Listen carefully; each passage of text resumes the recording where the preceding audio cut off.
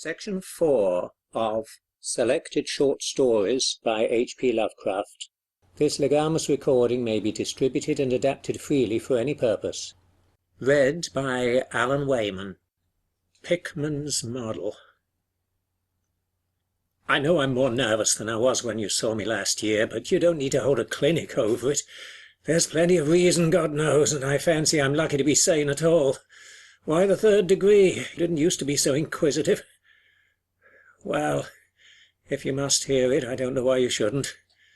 Maybe you ought to, anyhow, for you kept writing me like a grieved parent when you heard I'd begun to cut the art club and keep away from Pickman.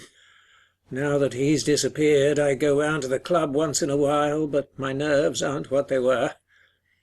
No, I don't know what's become of Pickman, and I don't like to guess. You might have surmised I had some inside information when I dropped him, and that's why I don't want to think where he's gone. Let the police find what they can. It won't be much, judging from the fact that they don't know yet of the old North End place he hired under the name of Peters. I'm not sure that I could find it again myself. Not that I'd ever try, even in broad daylight. Yes, I do know, or I'm afraid I know, why he maintained it. I'm coming to that. And I think you'll understand before I'm through why I don't tell the police. They would ask me to guide them, but I couldn't go back there even if I knew the way. There was something there, and now I can't use the subway, and you may as well have your laugh at this, too, go down into cellars any more. I should think you'd have known I didn't drop Pickman for the same silly reasons that fussy old women like Dr. Reed or Joe Mino or Bosworth did. Morbid art doesn't shock me, and when a man has the genius Pickman had, I feel it an honour to know him, no matter what direction his work takes. Boston never had a greater painter than Richard Upton Pickman. I said it at first, and I say it still, and I never swerved an inch either when he showed that ghoul feeding. That, you remember, was when Mino cut him. You know, it takes profound art and profound insight into nature to turn out stuff like Pickman's. Any magazine cover hack can splash paint around wildly and call it a nightmare or a witch's sabbath or a portrait of the devil, but only a great painter can make such a thing really scare or ring true. That's because only a real artist knows the actual anatomy of the terrible or the physiology of fear, the exact sort of lines and proportions that connect up with latent instincts or hereditary memories of fright, and the proper colour contrasts and lighting effects to stir the dormant sense of strangeness. I don't have to tell you why a Fuseli really brings a shiver, while a cheap ghost story frontispiece merely makes us laugh. There's something those fellows catch, beyond life, that they're able to make us catch for a second. Doré had it, Syme has it, Angarola of Chicago has it, and Pickman had it as no man ever had it before, or, I hope to heaven, ever will again. Don't ask me what it is they see. You know, in ordinary art, there's all the difference in the world between the vital, breathing things drawn from nature or models, and the artificial truck that commercial small fry reel off in a bare studio by rule. Well, I should say that the really weird artist has a kind of vision which makes models, or summons up what amounts to actual scenes from the spectral world he lives in. Anyhow, he manages to turn out results that differ from the pretender's mince-pie dreams in just about the same way that the life painter's results differ from the concoctions of a correspondence school cartoonist. If I had ever seen what Pickman saw. But no. Here, let's have a drink before we get any deeper. God, I wouldn't be alive if I'd ever seen what that man, if he was a man, saw. You recall that Pickman's forte was faces. I don't believe anybody since Goya could put so much of sheer hell into a set of features or a twist of expression. And before Goya, you have to go back to the medieval chaps who did the gargoyles and chimeras on Notre Dame and Mont Saint-Michel. They believed all sorts of things. And maybe they saw all sorts of things too, for the Middle Ages had some curious phases. I remember your asking Pickman yourself once, the year before you went away, wherever in thunder he got such ideas and visions.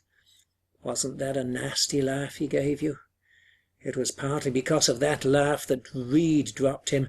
Reed, you know, had just taken up comparative pathology, and was full of pompous inside stuff about the biological or evolutionary significance of this or that mental or physical symptom. He said Pickman repelled him more and more every day, and almost frightened him towards the last, that the fellow's features and expression were slowly developing in a way he didn't like, in a way that wasn't human. He had a lot of talk about diet, and said Pickman must be abnormal and eccentric to the last degree. I suppose you told Reed, if you and he had any correspondence over it, that he'd let Pickman's paintings get on his nerves or harrow up his imagination. I know I told him that myself, then.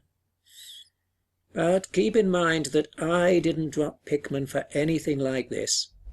On the contrary, my admiration for him kept growing, for that ghoul feeding was a tremendous achievement. As you know, the club wouldn't exhibit it, and the Museum of Fine Arts wouldn't accept it as a gift, and I can add that nobody would buy it, so Pickman had it right in his house till he went. Now his father has it in Salem. You know Pickman comes of old Salem stock, and had a witch ancestor hanged in 1692. I got into the habit of calling on Pickman quite often, especially after I began making notes for a monograph on weird art. Probably it was his work which put the idea into my head, and anyhow I found him a mine of data and suggestions when I came to develop it.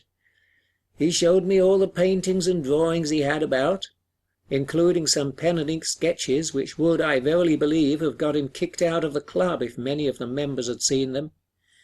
Before long I was pretty nearly a devotee, and would listen for hours like a schoolboy to art theories and philosophic speculations wild enough to qualify him for the Danvers Asylum. My hero worship, coupled with the fact that people generally were commencing to have less and less to do with him, made him get very confidential with me, and one evening he hinted that if I were fairly close-mouthed and none too squeamish, he might show me something rather unusual, something a bit stronger than anything he had in the house. You know, he said, there are things that won't do for Newbury Street, things that are out of place here and that can't be conceived here anyhow. It's my business to catch the overtones of the soul, and you won't find those in a parvenu set of artificial streets on made land. Back Bay isn't Boston. It isn't anything yet because it's had no time to pick up memories and attract local spirits. If there are any ghosts here, they're the tame ghosts of a salt marsh and a shallow cove.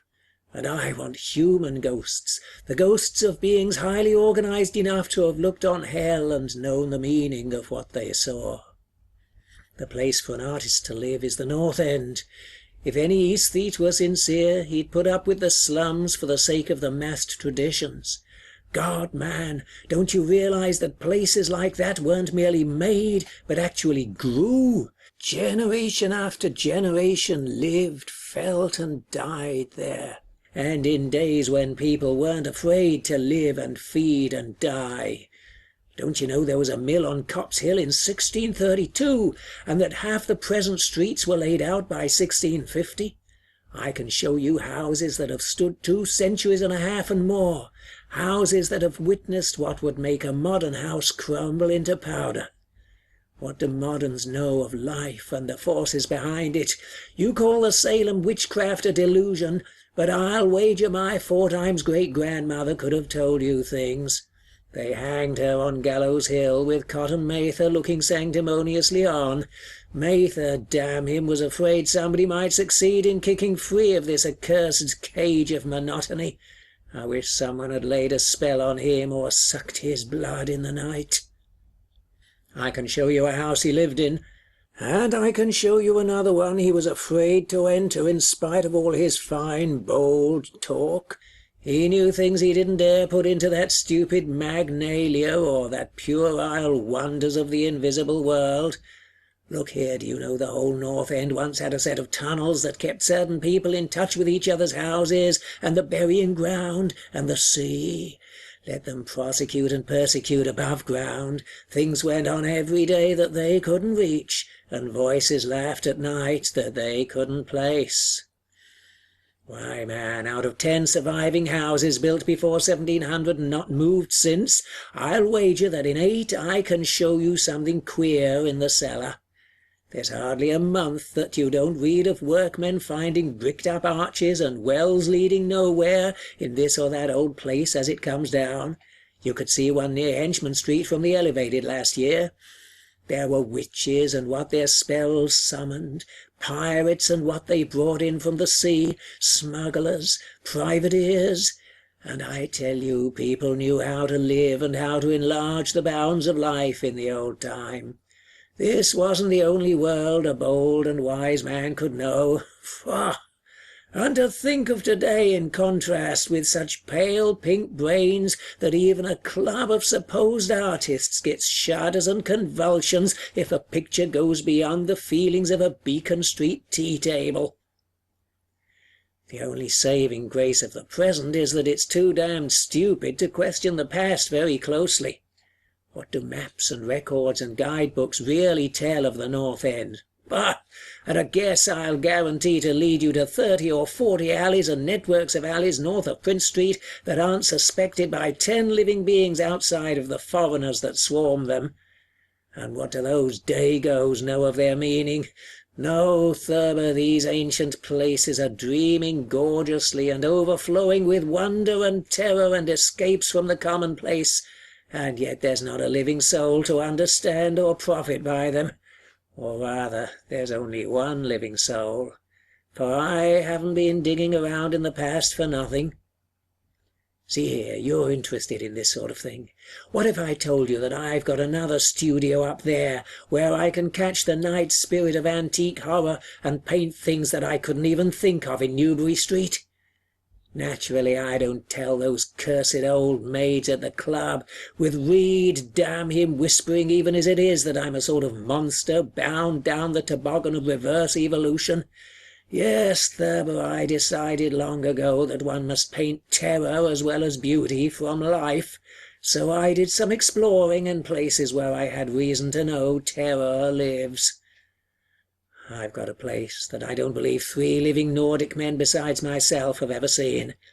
It isn't so very far from the elevated as distance goes, but it's centuries away as the soul goes. I took it because of the queer old brick well in the cellar, one of the sort I told you about. The shack's almost tumbling down so that nobody else would live there, and I'd hate to tell you how little I pay for it. The windows are boarded up, but I like that all the better, since I don't want daylight for what I do. I paint in the cellar, where the inspiration is thickest, but I've other rooms furnished on the ground floor. A Sicilian owns it, and I've hired it under the name of Peters. Now, if you're game, I'll take you there tonight. I think you'd enjoy the pictures, for, as I said, I've let myself go a bit there. It's no vast tour, I sometimes do it on foot, for I don't want to attract attention with a taxi in such a place. We can take the shuttle at the South Station for Battery Street, and after that the walk isn't much. Well, Elliot, there wasn't much for me to do after that harangue but to keep myself from running instead of walking for the first vacant cab we could sight. We changed to the elevated at the South Station, and at about 12 o'clock had climbed down the steps at Battery Street, and struck along the old waterfront past Constitution Wharf. I didn't keep track of the cross streets, and can't tell you yet which it was we turned up, but I know it wasn't Greenough Lane.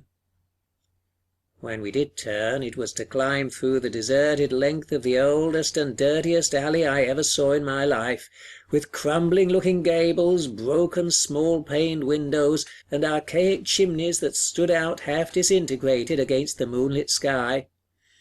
I don't believe there were 3 houses in sight that hadn't been standing in Cotton Mather's time. Certainly I glimpsed at least 2 with an overhang, and once I thought I saw a peaked roof-line of the almost forgotten pre-gambrel type, though antiquarians tell us there are none left in Boston.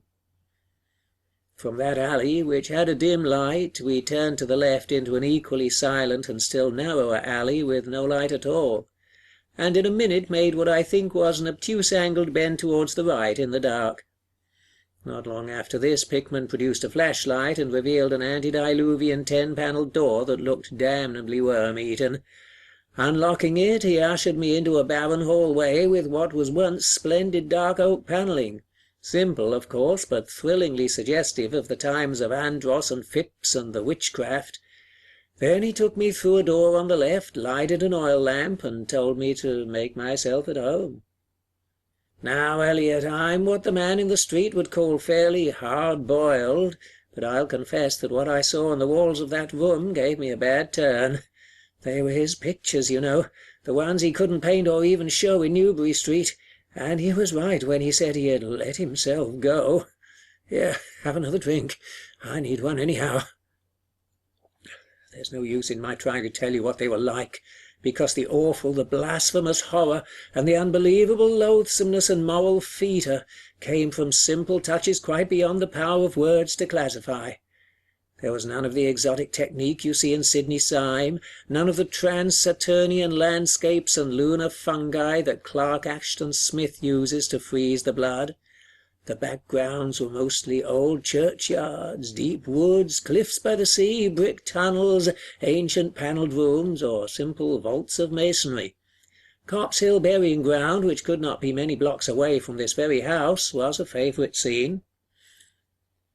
The madness and monstrosity lay in the figures in the foreground, for Pickman's morbid art was preeminently one of demoniac portraiture. These figures were seldom completely human, but often approached humanity in varying degree. Most of the bodies, while roughly bipedal, had a forward slumping and a vaguely canine cast. The texture of the majority was a kind of unpleasant rubberiness. Ugh, I can see them now. Their occupations, well, don't ask me to be too precise. They were usually feeding, I won't say on what. They were sometimes shown in groups in cemeteries or underground passages, and often appeared to be in battle over their prey, or rather their treasure trove. And what damnable expressiveness Pickman sometimes gave the sightless faces of this charnel booty!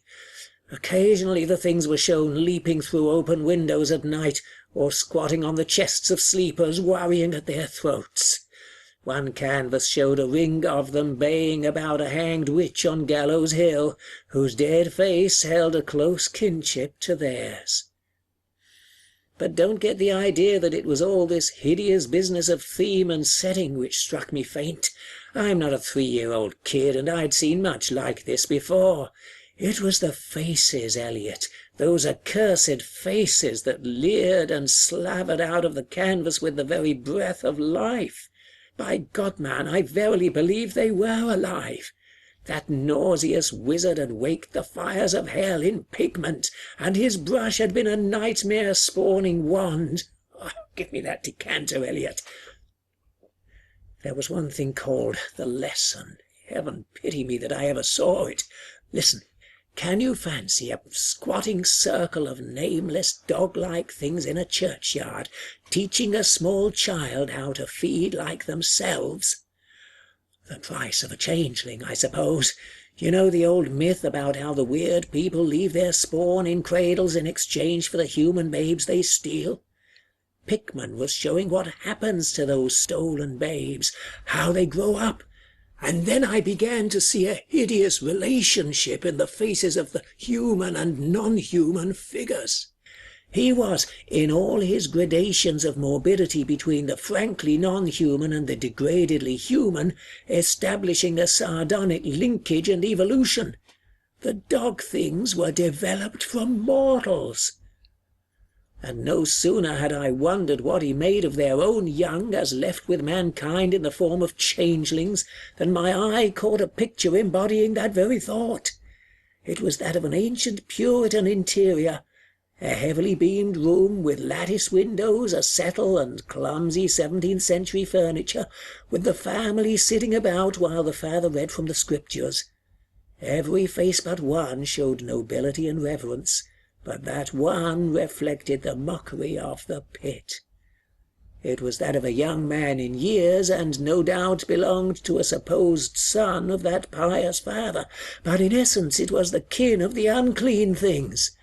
It was their changeling, and in a spirit of supreme irony, Pickman had given the features a very perceptible resemblance to his own.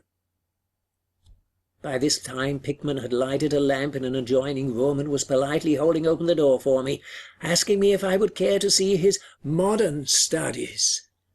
I hadn't been able to give him much of my opinions. I was too speechless with fright and loathing, but I think he fully understood and felt highly complimented. And now I want to assure you again, Eliot, that I'm no mollycoddle to scream at anything which shows a bit of departure from the usual. I'm middle-aged and decently sophisticated, and I guess you saw enough of me in France to know I'm not easily knocked out. Remember, too, that I'd just about recovered my wind and gotten used to those frightful pictures which turned colonial New England into a kind of annex of hell.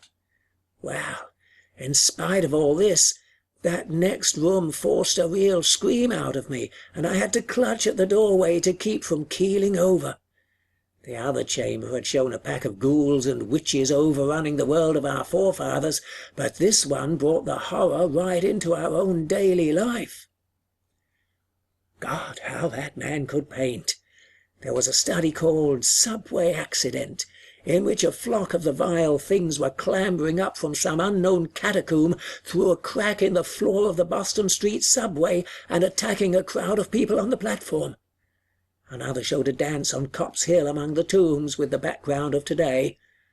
Then there were any number of cellar views, with monsters creeping in through holes and rifts in the masonry, and grinning as they squatted behind barrels or furnaces and waited for their first victim to descend the stairs. One disgusting canvas seemed to depict a vast cross-section of Beacon Hill, with ant-like armies of the mephitic monsters squeezing themselves through burrows that honeycombed the ground. Dances in the modern cemeteries were freely pictured, and another conception somehow shocked me more than all the rest, a scene in an unknown vault, where scores of the beasts crowded about one who had a well-known Boston guidebook and was evidently reading aloud. All were pointing to a certain passage, and every face seemed so distorted with epileptic and reverberant laughter that I almost thought I heard the fiendish echoes. The title of the picture was Holmes, Lowell, and Longfellow lie buried in Mount Auburn. As I gradually steadied myself and got readjusted to this second room of deviltry and morbidity, I began to analyze some of the points in my sickening loathing. In the first place, I said to myself, these things repelled because of the utter inhumanity and callous crudity they showed in Pickman. The fellow must be a relentless enemy of all mankind, to take such glee in the torture of brain and flesh and the degradation of the mortal tenement. In the second place, they terrified because of their very greatness. Their art was the art that convinced. When we saw the pictures, we saw the demons themselves and were afraid of them. And the queer part was that Pickman got none of his power from the use of selectiveness or bizarrerie. Nothing was blurred, distorted, or conventionalized. Outlines were sharp and lifelike, and details were almost painfully defined. And the faces! It was not any mere artist's interpretation that we saw. It was pandemonium itself, crystal clear in stark objectivity. That was it, by heaven. The man was not a fantaisiste or romanticist at all. He did not even try to give us the churning, prismatic ephemera of dreams, but coldly and sardonically reflected some stable, mechanistic, and well-established horror world, which he saw fully, brilliantly, squarely, and unfalteringly. God knows what that world can have been, or where he ever glimpsed the blasphemous shapes that loped and trotted and crawled through it. But whatever the baffling source of his images, one thing was plain. Pickman was in every sense, in conception and in execution, a thorough, painstaking, and almost scientific realist.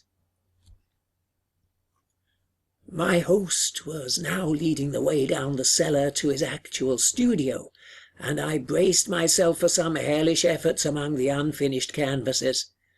As we reached the bottom of the damp stairs, he turned his flashlight to a corner of the large open space at hand, revealing the circular brick curb of what was evidently a great well in the earthen floor.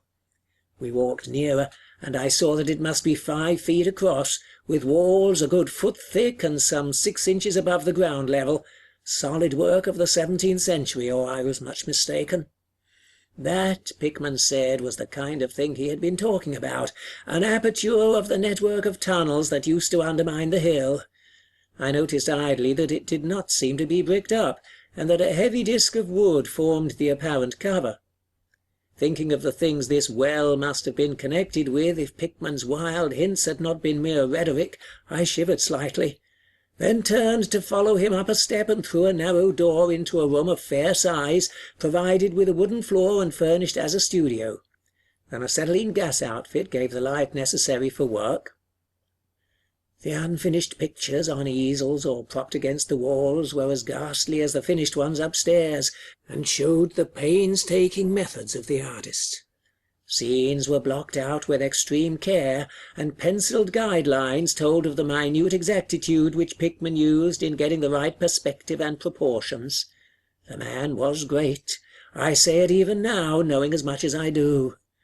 A large camera on a table excited my notice, and Pickman told me that he used it in taking scenes for backgrounds, so that he might paint them from photographs in the studio instead of carting his outfit around the town for this or that view.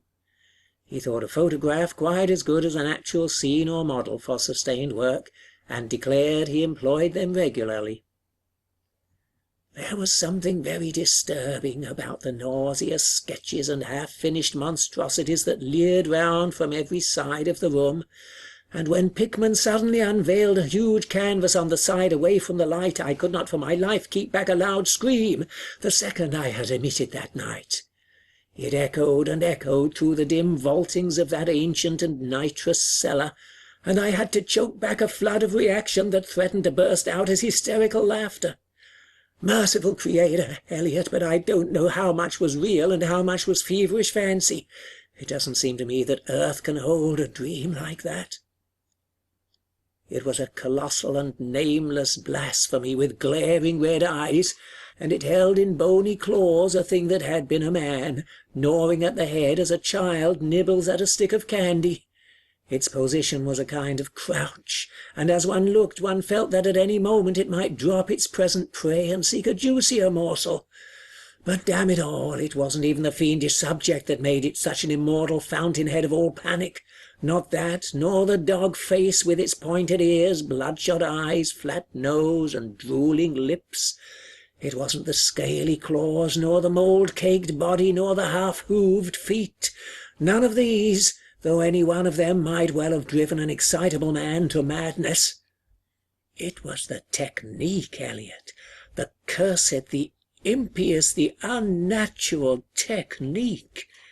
As I am a living being, I never elsewhere saw the actual breath of life so fused into a canvas. The monster was there.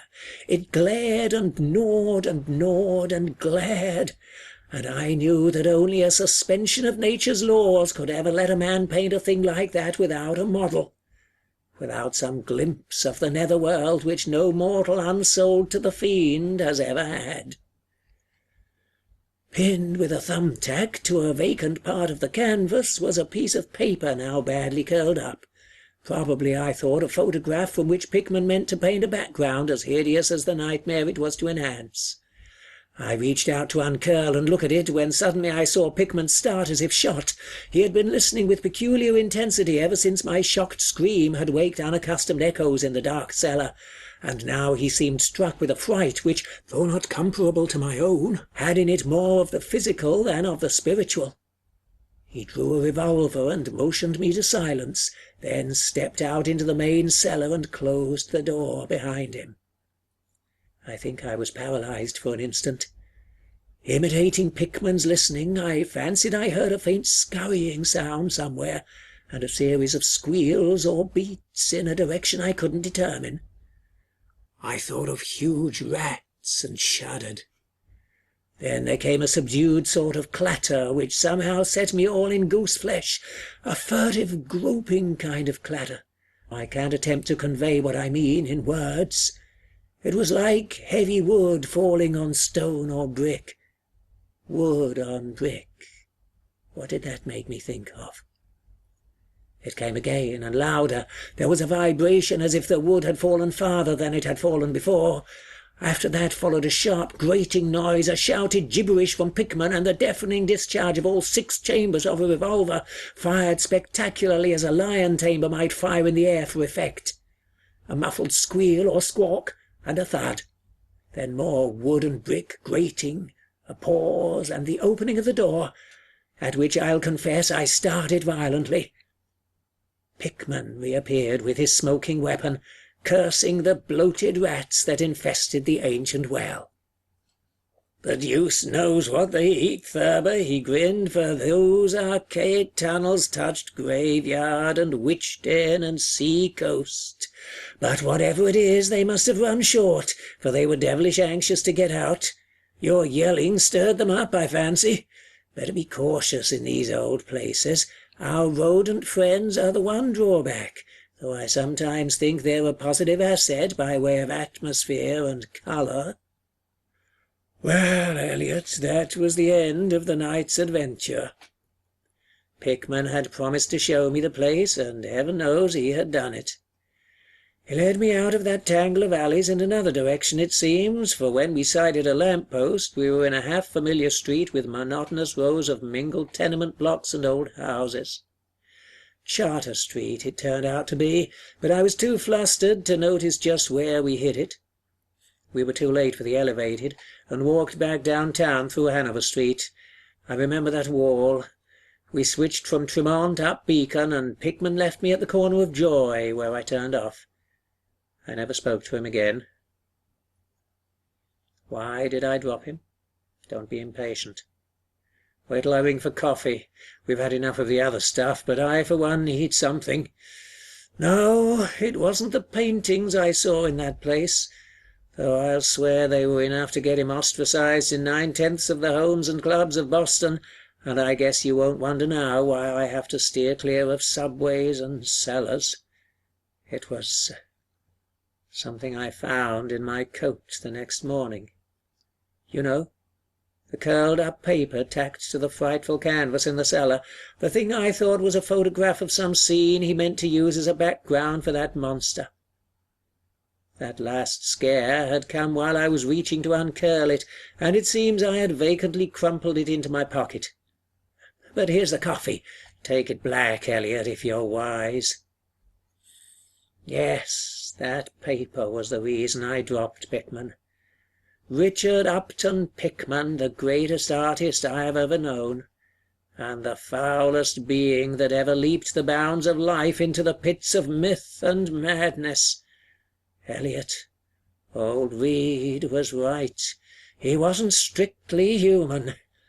Either he was born in strange shadow, or he'd found a way to unlock the forbidden gate.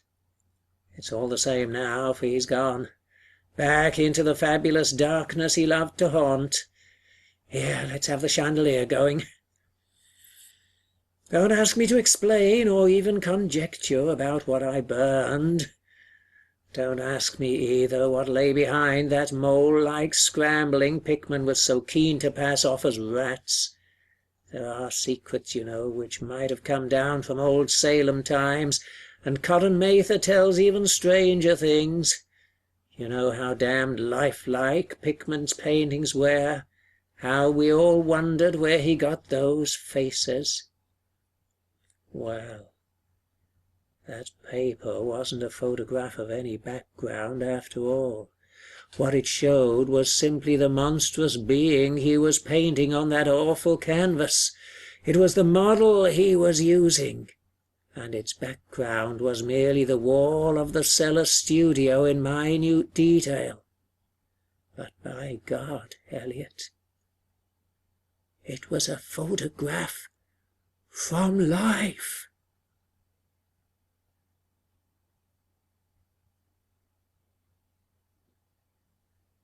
End of section 4.